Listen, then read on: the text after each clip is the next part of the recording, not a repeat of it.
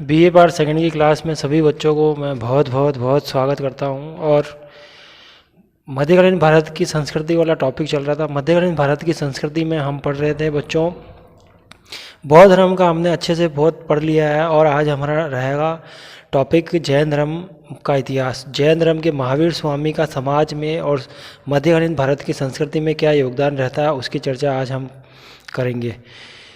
तो सभी बच्चों का ध्यान कहाँ रहेगा? बोर्ड पर रहेगा और सब बच्चे ध्यान से देखेंगे। जैन धर्म का टॉपिक है जैन धर्म। जैन धर्म,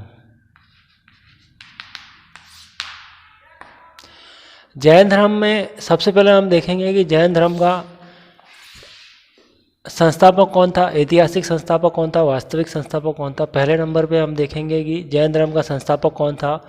दूसरे नंबर पे हम देखेंगे कि जैन धर्म का ऐतिहासिक संस्थापक कौन था। और तीसरे नंबर पर हम देखेंगे कि जैन धर्म का वास्तविक संस्थापक कौन था। यहाँ बच्चों जैन धर्म का संस्थापक ऋषभ देव जैन धर्म के संस्थापक थे। ऋषभ देव का नाम सबसे पहले आता है। ऋषभ देव जैन धर्म के संस्थापक माने जाते हैं। और ऋषभ देव ही जो है इनका प्रतीक चिन्ह बेल माना जाता है। प्रतीक चिन्ह क्या माना जाता है? बेल माना जाता है। और बेल को क्या कहते हैं? वर्षभ कहते हैं। क्या कहते हैं? वर्षभ कहते हैं। यहाँ इनको आदिनाथ के नाम से भी जाना जाता है। कौन सा नाम? आदिनाथ के नाम से भी जाना जाता है। सबसे पहला नंबर मैंने क्या बताया बच्चों आपको? ऋषभ देव बताया। ठीक है, सब ध्यान से सुन रहे हैं। और पहला नंबर ऋषभ देव है। ऋषभ देव इनका प्रतीक चिन्ह मैंने आपको क्या बताया? प्रतीक चिन्ह मैंने इसका बैल बताया है। और इनको कौन से नाम से जाना जाता है? आदिनाथ के नाम से जाना जाता है। दूसरे, ये ऋषभ देव जो थे ये जैन धर्म के संस्थापक हैं। और ऋषभ देव के बाद में जैन धर्म के ऐतिहासिक संस्थापक की अगर हम बात करें तो ऐतिहासिक संस्थापक पार्श्वनाथ माना जाता है। पार्श्वनाथ ये काशी के रहने वाले थे। पार्श्वनाथ के अनुयायियों को निग्रंथ कहा जाता था। क्या कहते थे बच्चों? निग्रंथ कहते थे। पार्श्वनाथ कहाँ के रहने वाले थे? काशी के रहने वाले थे। काशीनाथ के शिष्यों को क्या कहते थे? निग्रंथ कहते थे। निग्रंथ के नाम से इनके शिष्य जाना जाता था। इनका जो प्रतीक चिन्ह जो था वो कौन सा था? वो सर्प था। इधर ऋषभ देव का प्रतीक चिन्ह मैंने क्या बताया बच्चों? बेल। क्या बताया था? बेल। इधर मैंने ऐतिहासिक संस्थापक पार्श्वनाथ जो ऐतिहासिक संस्थापक माना जाते हैं इनका प्रतीक चिन्ह क्या बताया? सर्प। अब हम वास्तविक संस्थापक, जैन धर्म का वास्तविक संस्थापक कौन है? जैन धर्म के वास्तविक संस्थापक को बच्चे आप सभी लोग बहुत अच्छे से जानते हो। बीए पार्ट फर्स्ट ईयर में ये टॉपिक था जैन धर्म और बौद्ध धर्म। और जैन धर्म और बौद्ध धर्म को ही हम आज वापस मध्यकालीन भारत की संस्कृति में ये क्वेश्चन रिपीटेशन हुआ है। यहाँ वास्तविक संस्थापक महावीर स्वामी है। ये कौन है? महावीर स्वामी है। महावीर स्वामी जैन धर्म के वास्तविक संस्थापक माने जाते हैं। महावीर स्वामी का इतिहास आज हम देखेंगे जैन धर्म में कि महावीर स्वामी जो है वो कौन कौन से सिद्धांत लेकर आए थे। जैन धर्म के इतिहास में जो 24 तीर्थकर हुए थे उसमें से एक तीर्थकर अरिष्टनेमी का नाम भी आता है। अरिष्टनेमी ये भगवान श्री कृष्ण के समकालीन थे। जब भगवान श्री कृष्ण का जीवन था और जब महाभारत का समय काल था और जब भगवान श्री कृष्ण अर्जुन को उपदेश दे रहे थे और वो पांडवों के साथ अर्जुन के साथ ही रहते हैं, पांडवों का सहयोग करते हैं। और अंतिम समय में सत्य की जीत होती है, पराजय पर जय की जीत होती है। और इस तरह अरिष्टनेमी जो थे उन्हीं के समकालीन कहलाते हैं। जैन धर्म के 24 तीर्थकरों में से ये एक तीर्थ कहलाते हैं। जैन धर्म के 24 तीर्थकरों में एक महिला भी थी और उस महिला का नाम था मल्लीनाथ।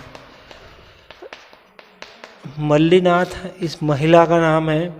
और ये जैन तीर्थकरों में एक महिला जो थी इसका प्रतीक चिन्ह क्या था? कलश। इनका प्रतीक चिन्ह क्या था? कलश।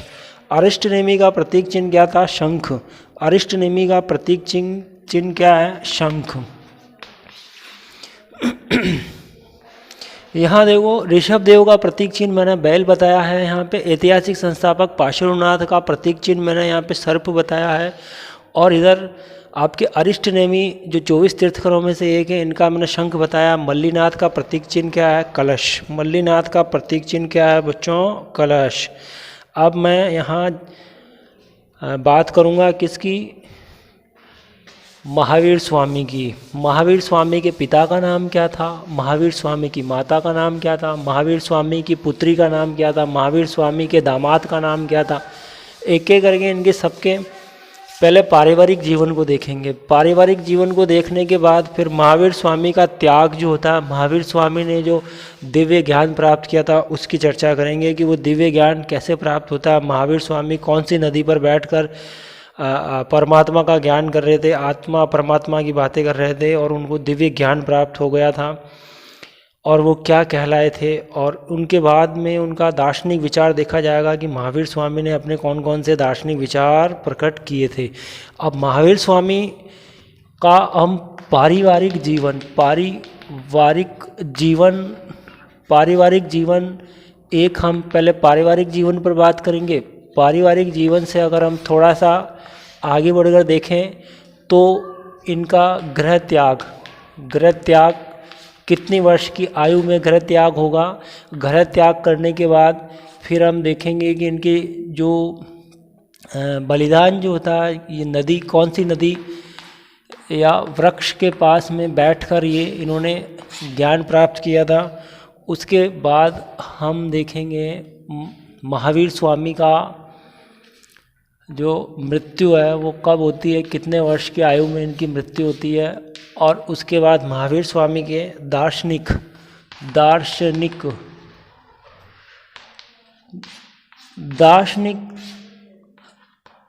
तथ्यों को देखेंगे हम। दार्शनिक तथ्यों में क्या क्या देखेंगे हम देखेंगे सवर क्या होता है, हम उसके बाद में देखेंगे निर्जरा क्या होता है, हम उसके बाद में देखेंगे निर्जरा के बाद कर्म और पुनर्जन्म का कॉन्सेप्ट देखेंगे महावीर स्वामी का। इसके बाद हम यहाँ विचार करेंगे, अध्ययन करेंगे कर्म और पुनर्जन्म के बाद ईश्वर में महावीर स्वामी का विश्वास था या नहीं था, ये आत्मवाद थे अनात्मवाद थे, इस चीज़ को हम क्लियर करेंगे। उसके बाद हम ये देखेंगे कि महावीर स्वामी ने बंधन की क्या परिभाषा दी है, और इसके बाद हम देखेंगे अहिंसा का सिद्धांत।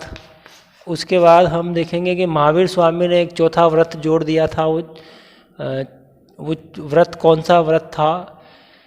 तो पारिवारिक जीवन से हम इसको प्रारंभ करके और इस तरह हम एक एक विश्लेषण करते हुए इसका अध्ययन करेंगे। हम पारिवारिक जीवन से गृह त्याग की घटना, फिर वृक्ष में यहाँ ज्ञान प्राप्त होगा, यहाँ मृत्यु होगी, दार्शनिक तथ्यों को, सवर को, निर्जरा को, कर्म और पुनर्जन्म में, ईश्वर में विश्वास था या नहीं था, बंधन क्या होता है, अहिंसा क्या होती है, और कहाँ बौद्ध धर्म का जैन धर्म का इन्होंने प्रचार किया था, और जैन धर्म के मंदिर कौन कौन से थे। जैन धर्म के मंदिरों की चर्चा करते हुए हम इनके पंच महाव्रत का सिद्धांत और त्रिरत्न, इनका पंच महाव्रत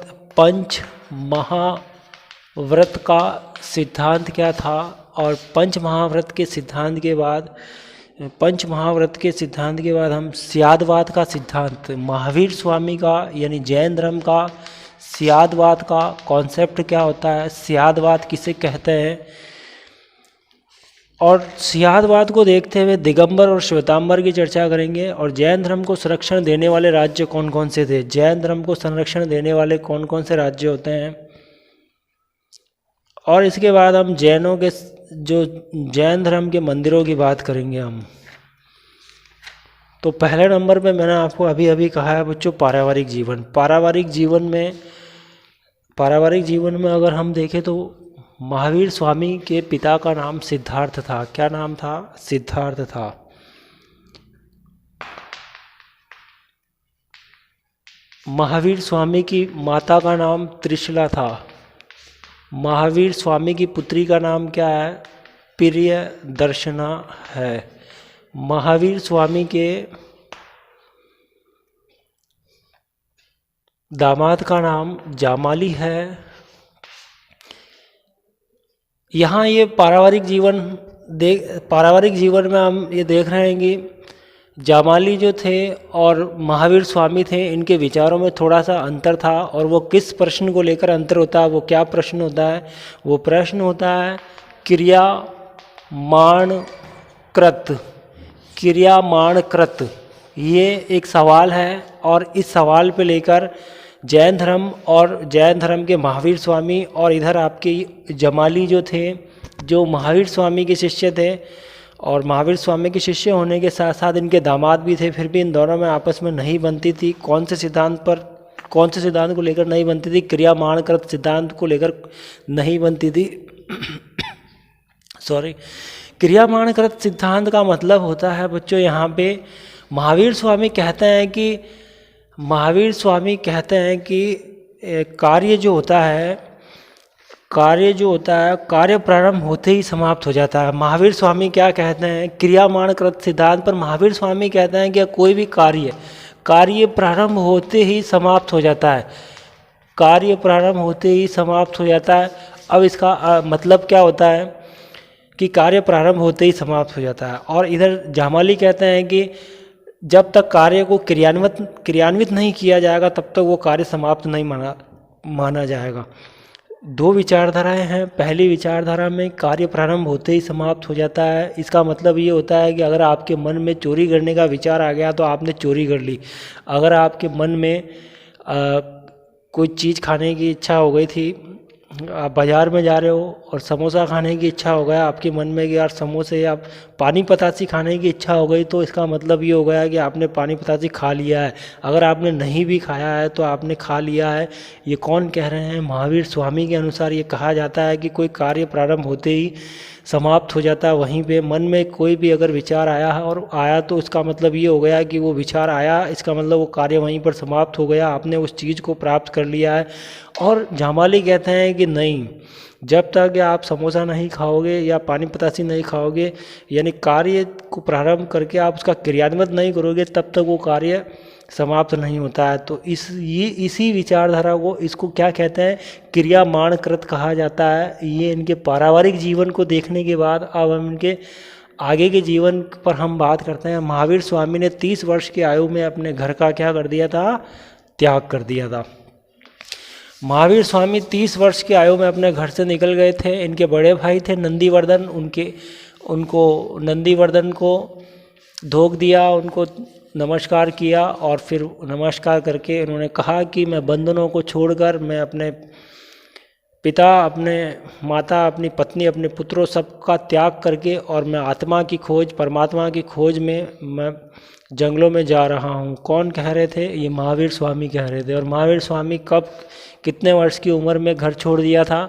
30 वर्ष की अवस्था में घर छोड़ दिया था। अगर मैं बात करूं बच्चों, महात्मा बुद्ध ने 29 वर्ष की अवस्था में घर छोड़ दिया था। तुलनात्मक रूप से देखा जाए तो महात्मा बुद्ध बौद्ध धर्म के थे और इधर महावीर स्वामी जैन धर्म के थे। बौद्ध धर्म के महात्मा बुद्ध ने घर छोड़ा था 29 वर्ष की आयु में, और इधर आपके इन्होंने घर छोड़ दिया था 30 वर्ष की आयु में। अंतर कितना रहा? 1 साल का अंतर रहा था। अगर तुलनात्मक अध्ययन किया जाए तो महात्मा बुद्ध को 6 वर्ष के अंदर ही आत्मा और परमात्मा का ज्ञान प्राप्त हो गया था। उन्होंने ये जान लिया था कि संसार एक दुखमय है और इच्छाओं का अंतर, विचारों को रोक देना ही और मन के भीतर उतर कर ही परमात्मा को पाया जा सकता है। वो जान गए थे 6 वर्ष की अवस्था में, 6 साल के अंदर ही। लेकिन यहाँ महावीर स्वामी ने 12 साल तक तपस्या की। 12 साल की तपस्या करने के बाद साल वृक्ष के नीचे, वृक्ष का क्या नाम है? साल वृक्ष के नीचे इनको ज्ञान प्राप्त हो गया था। ज्ञान प्राप्त हो जाने का मतलब होता है इंद्रियों को जीत लेना। इन्होंने, वृक्ष कौन सा था? साल वृक्ष था। और नदी कौन सी थी? ऋजुपालिका नदी है। ऋजुपालिका नदी का नाम है। और ऋजुपालिका नदी पर इन्होंने, और फिर ये जब इनको इंद्रियों का ज्ञान हो गया था तो ये जिन कहलाए थे। क्या कहलाए थे? जिन। जिन का मतलब होता है जान लेना, जागरूक हो जाना, समझना। तो ये समझ गए थे 12 साल तक कठोर तपस्या करने के बाद इन्होंने इंद्रियों पर अपनी जीत को हासिल कर लिया था। और जीत को हासिल करने के बाद अगर हम देखें तो महावीर स्वामी का मृत्यु कुशीनगर में हुई थी 80 वर्ष की आयु में। कहाँ पर हुई थी? सॉरी, कुशीनगर। महावीर स्वामी ज्ञान प्राप्त करने की योग्यता के कारण ही इन्हें अहर्त कहते थे। इनको क्या कहते थे? अहर्त कहते थे। 527 ईसा पूर्व में 527 ईसा पूर्व में पावा नामक, बिहार में एक जगह है पावा नामक स्थान पर इनकी मृत्यु हो गई थी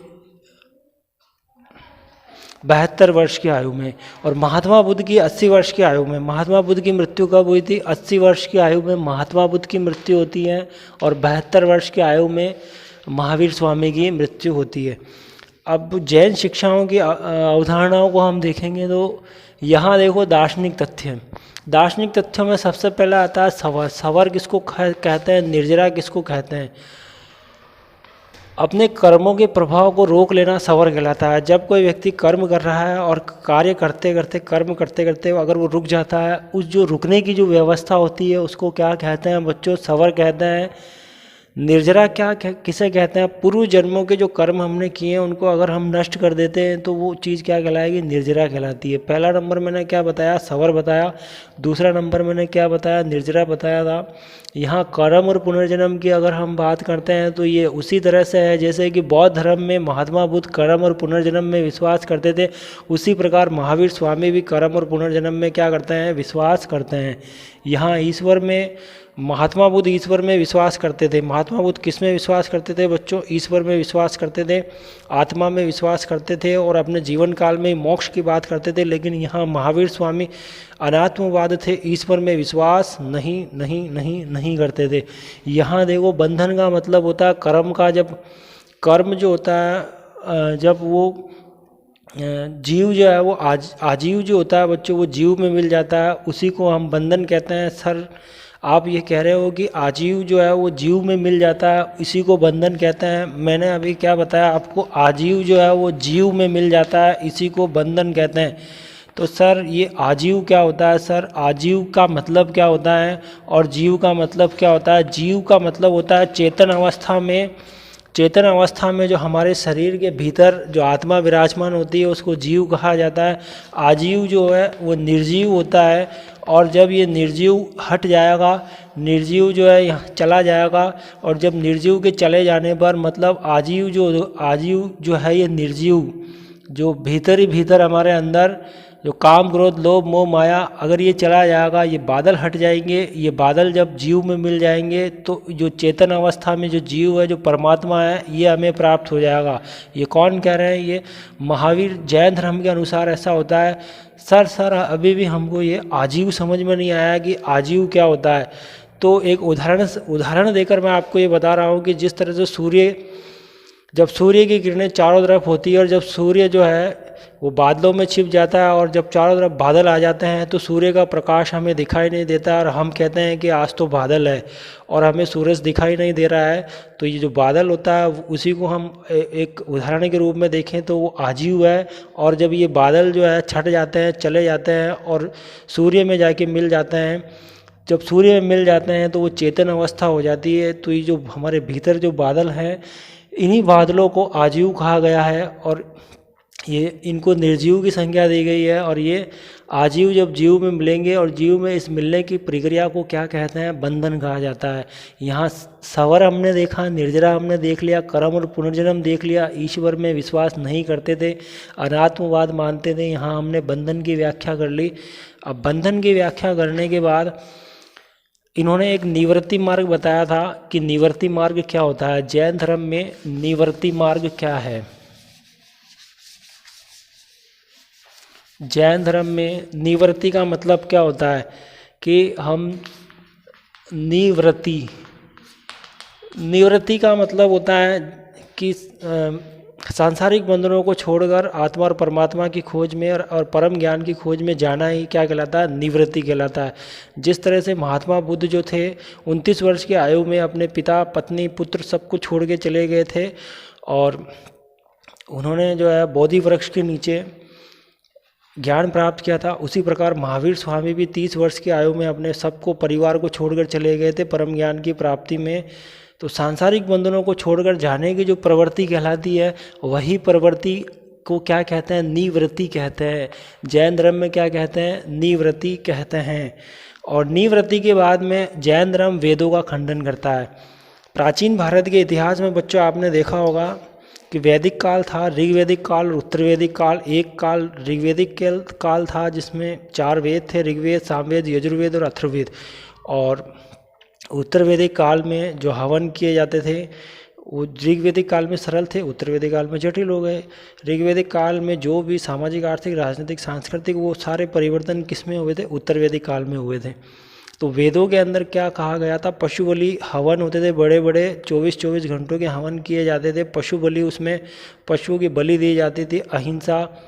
हिंसा की जाती थी, कत्लेआम किया जाता था, फिर उनकी बलि दी जाती थी। इस परंपरा को जैन धर्म और बौद्ध धर्म दोनों ही खंडित करते थे। जैन धर्म और बौद्ध धर्म वेदों का खंडन करते हैं कि नहीं, वेदों के अंदर क्या होता है, जब जानवरों को काट काट के उनको बलि दे दी जाती थी और शाकाहारी और मांसाहारी, आर्य लोग शाकाहारी भी थे, मांसाहारी भी थे, तो इस तरह से पशुओं की बहुत ज़्यादा कमी हो गई थी। और जब इस तरह से पशुओं की जब कमी हो जाती है तो जैन धर्म और बौद्ध धर्म उनके लिए एक आंदोलन के रूप में एक आंदोलन लेकर आते हैं कि नहीं, अब कोई किसी भी प्रकार के हिंसा नहीं होगा, किसी प्रकार का कोई हिंसा नहीं होगा। वेदों को वो मानते नहीं थे, वो केवल परम ज्ञान की बात करते थे, आत्मा की बात करते थे। अब यहाँ हम जीव और अजीव की बात करने के बाद बच्चों हमने यहाँ त्रिरत्न है, सम्यक दर्शन, सम्यक चरित्र और सम्यक ज्ञान। सम्यक दर्शन, सम्यक चरित्र और सम्यक ज्ञान, ये त्रिरत्न जैन धर्म के त्रिरत्न सम्यक दर्शन, सम्यक ज्ञान, सम्यक दर्शन, सम्यक ज्ञान, सम्यक चरित्र, ये 3 त्रिरत्न किसके हैं? जैन धर्म के हैं। बौद्ध धर्म के मैंने आपको कल बताए थे, बौद्ध धर्म में बुद्धम संघ त्रिरत्न थे बौद्ध धर्म के, और जैन धर्म के सम्यक ज्ञान, सम्यक दर्शन, सम्यक चरित्र। अब त्रिरत्न को देखने के बाद हम पंच महाव्रत, जैन धर्म के निवृत्ति को हमने बहुत अच्छे से देख लिया और त्रिरत्न की मैंने चर्चा कर दी। अभी त्रिरत्न के बाद अब मैं यहाँ पंच महाव्रत कौन कौन से हैं? पहला अहिंसा है, सत्य, अस्तेय है, ब्रह्मचर्य है। पंच महाव्रत में अहिंसा है पहला नंबर का, सत्य है दूसरे नंबर का, अस्तेय है तीसरे नंबर का, अपरिग्रह है चौथे नंबर का और ब्रह्मचर्य है 5वें नंबर का। पहला नंबर, दूसरा नंबर, तीसरा नंबर, चौथा नंबर और 5वां नंबर। पहला नंबर क्या है? अहिंसा का मार्ग अपनाना। आगे चलकर भविष्य में महात्मा गांधी ने भी इसी मार्ग को अपनाया था और ये मार्ग कौन सा मार्ग कहलाता है? अहिंसा का मार्ग कहलाता है। सेकंड नंबर की अगर हम बात करें तो अस्तेय का मतलब होता है चोरी नहीं करना चाहिए, हमें किसी भी वस्तु को चुराना नहीं चाहिए। तीसरा नंबर क्या है? अपरिग्रह, हमें जो है बिना मतलब हमें किसी वस्तु का हमें संग्रह नहीं करना चाहिए। जैसे चलते ही हमने आज ये खरीद लिया, हमने वो खरीद लिया, हमने ये जो है जब आवश्यकता नहीं होती हमें किसी चीज़ की तो हमें उन चीज़ों को हमें नहीं खरीदना चाहिए, वस्तुओं का संग्रह नहीं करना चाहिए। 4 नंबर पे आता है यहाँ पे सत्य, हमें हमेशा सत्य के मार्ग पे चलना चाहिए, सत्य बोलना चाहिए, सत्य देखना चाहिए। 5 नंबर पे यहाँ आता है बच्चों, 5 नंबर पे ब्रह्मचर्य शब्द किसने जोड़ा था? जैन धर्म के महावीर स्वामी ने 5वां व्रत जोड़ा था। और ये कौन सा व्रत कहलाता है? ब्रह्मचर्य व्रत कहलाता है। ब्रह्मचर्य, ब्रह्मा का मतलब होता है अपने नियम और संयम में रहकर ही चलना, ब्रह्मचर्य कहलाता है। स्यादवाद किसे कहते हैं? जैन धर्म में कौन सा बिंदु आता है अब? स्यादवाद कॉन्सेप्ट किसे कहते हैं बच्चों? ये स्यादवाद क्या होता है? स्यादवाद का मतलब होता है कि कोई चीज़, कोई वस्तु जो होती है उसमें तर्क बहुत सारे होते हैं। जैसे कोई चीज़ है, जो ये चौक है ये मेरे हाथ में और मैं कह रहा हूँ कि ये सत्य है, इस पर दूसरा तर्क होगा ये सत्य नहीं है, इस पर तीसरा तर्क होगा ये सत्य है, कहा नहीं जा सकता, चौथा तर्क होगा ये सत्य नहीं है, कहा नहीं जा सकता। इस तरह से तर्क और तर्कों पे जो दार्शनिक व्याख्या होती है उसी को स्यादवाद कहा जाता है। जैसे पहला नंबर पे है स्यादवाद, ये 7 प्रकार का होता है। जैसे मैंने कहा कि ये एक चौक है और ये सत्य है, फिर मैंने कहा कि ये एक चौक है ये सत्य नहीं है, फिर मैंने कहा कि ये एक चौक है ये सत्य है और सत्य नहीं है तीसरे नंबर पे। 4 नंबर पे मैं कह रहा हूँ कि सत्य को व्यक्त नहीं कर सकते हैं कि ये मेरे हाथ में चौक है। चौथे नंबर पर सत्य है लेकिन सत्य को व्यक्त नहीं किया जा सकता है। छठे नंबर पर सत्य नहीं है, इसे व्यक्त नहीं किया जा सकता है। 7वां नंबर सत्य है और नहीं भी है, कहा नहीं जा सकता। इसे अनेकतावाद या सप्तभंगिता कहा जाता है। इसको क्या कहते हैं? अनेकतावाद, अनेकतावाद या सप्तभंगिता कहते हैं। क्या कहते हैं? सप्तभंगिता कहते हैं। स्यादवाद में कितनी है? ये 7 हैं। ये कितनी व्याख्या है? 7 व्याख्या है। इसको क्या कहते हैं? स्यादवाद कहते हैं। स्यादवाद के बाद अगर हम महावीर स्वामी के कितने शिष्य थे तो 11 शिष्य थे, और महावीर स्वामी के कितने शिष्य थे बच्चों? 11 शिष्य थे। इन 11 शिष्यों को क्या कहते थे? महावीर स्वामी के 11 शिष्य थे। 11 शिष्यों को किस नाम से जाना जाता था? गणधर। कौन से नाम से जानते हैं? गणधर नाम से जाना जाता है। दिगंबर और श्वेतांबर, यहाँ दिगंबर श्वेत वस्त्र पहनते थे और दिगंबर जो थे वो आकाश ही उनका वस्त्र होता था। जैन धर्म को संरक्षण देने वाले राज्य कौन कौन से हैं? जैन धर्म को संरक्षण देने वाले राज्य चंद्रगुप्त मौर्य है, राष्ट्रकूट मौर्य वंश। जैन धर्म को कौन कौन से राज्यों ने संरक्षण दिया था? एक तो मौर्य वंश का चंद्रगुप्त मौर्य का इतिहास आपने BA पार्ट फर्स्ट ईयर में बहुत अच्छे से पढ़ा था। चंद्रगुप्त मौर्य जो था वो अपने अंतिम समय के अंदर मैसूर के स्वर्ण बेलगोला वहाँ चले जाते हैं और वो संलेखना विधि से, जैन धर्म की संलेखना विधि से अपने प्राणों का क्या कर देते हैं? त्याग कर देते हैं। उसी को संलेखना विधि कहा जाता है। चंद्रगुप्त मौर्य ने वो गए थे दक्षिण भारत में, आपको सबको पता है, दक्षिण भारत में गए थे, स्वर्ण बेलगोला गए थे, जैन धर्म को स्वीकार किया था, जैन धर्म को संरक्षण दिया था। किसने? चंद्रगुप्त मौर्य ने। राष्ट्रकूट शासकों ने जैन धर्म को संरक्षण प्रदान किया था। और फिर गुजरात का चालुक्य वंश, कौन सा वंश? गुजरात के चालुक्य वंश ने जैन धर्म को संरक्षण दिया था। 4 नंबर पे कौन सा आता है?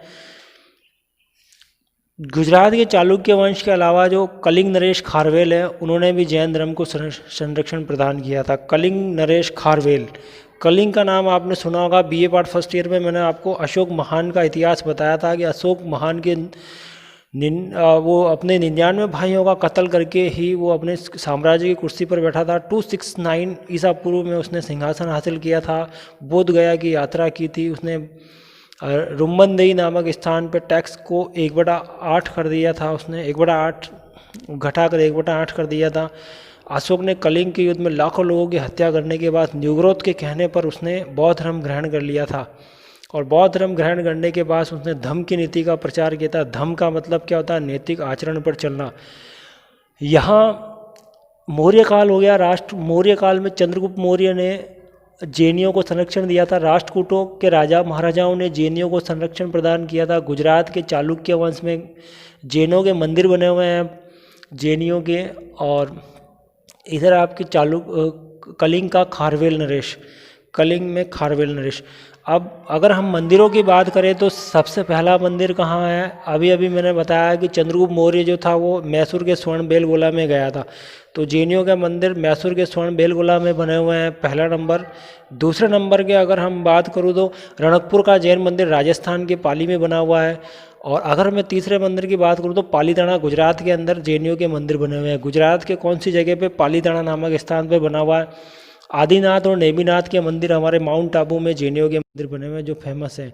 यहाँ भारत के सभी लोग यहाँ एक पर्यटक स्थल के रूप में माना जाता है। सभी लोग इनको देखने के लिए आते भी हैं यहाँ पे।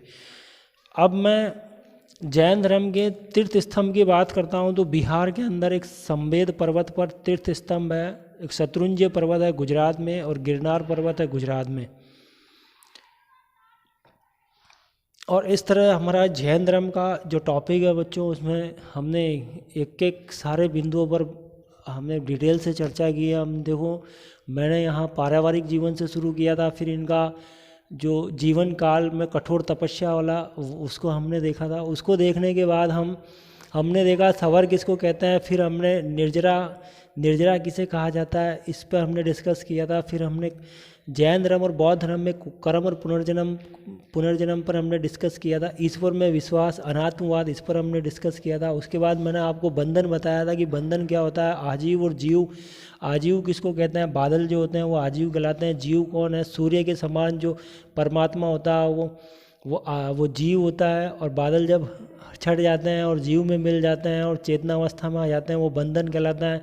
बंधन के बाद मैंने आपको निवृत्ति बताया था। निवृत्ति का मतलब सांसारिक बंधनों को छोड़कर परम ज्ञान की प्राप्ति में चला जाना निवृत्ति कहलाता है। फिर मैंने आपको त्रिरत्न बताए थे, समय ज्ञान, समय दर्शन, समय चरित्र।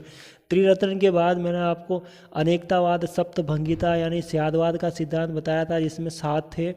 और पंच महाव्रत बताए थे, अहिंसा, सत्य, अपरिग्रह और अस्तेय और ब्रह्मचर्य 5वां नंबर का। और इस तरह से ये आपके जैनियों वाला इतिहास जो है, जो मध्यकालीन भारत की संस्कृति में जैनियों ने जो अपना योगदान दिया था, वो योगदान वाला टॉपिक अब मैं यहीं पर फिनिश कर रहा हूँ। और फिर कल नेक्स्ट वीडियो में फिर मिलते हैं, और आज मिलते हैं। और okay, thank you very much.